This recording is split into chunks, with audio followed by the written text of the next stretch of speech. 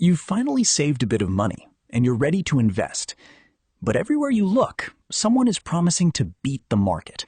A hot fund, a star manager, a clever strategy. So here's the part that surprised me when I first learned it. The people whose entire job is beating the market mostly don't. By the end of this video, you'll understand why quietly owning everything might be the smartest move you can make. Before we do though, quick disclaimer. Nothing in this video is financial advice. I'm not a licensed advisor. This is purely educational. Do your own research. Talk to a professional if you need to. All right, let's go. Let me show you the number that changes how you think about all of this.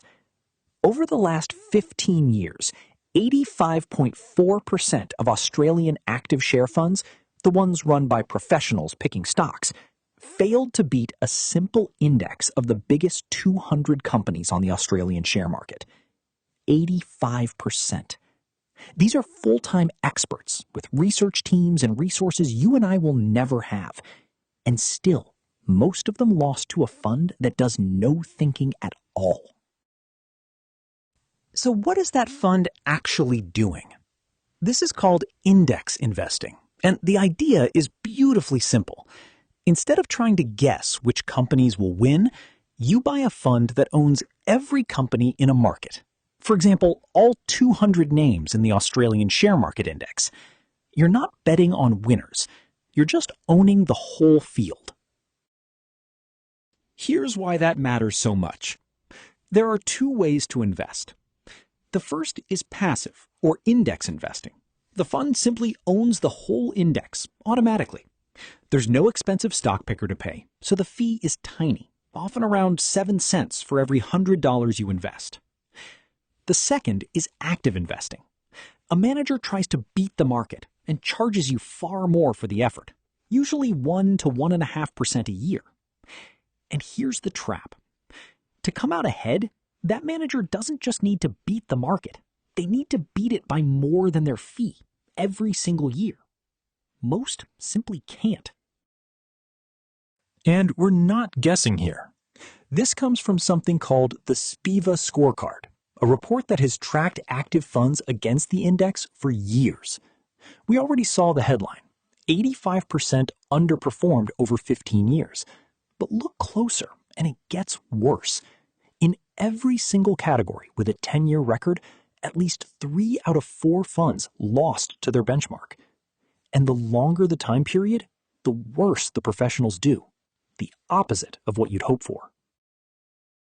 Now, let me show you why even a small fee does so much damage.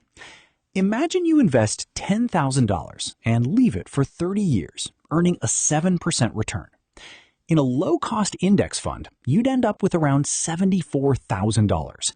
In a typical active fund, charging 1.5%, you'd have about $50,000.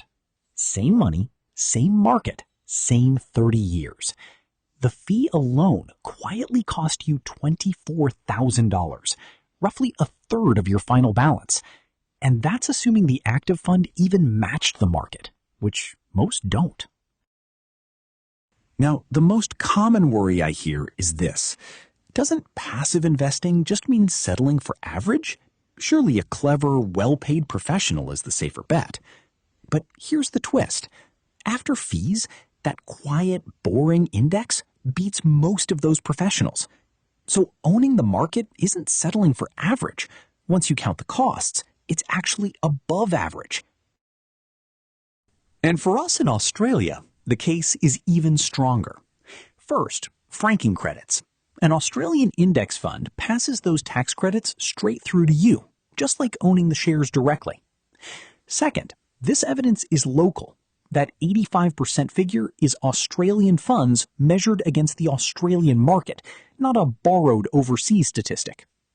And third, you probably already own these same big companies inside your superannuation.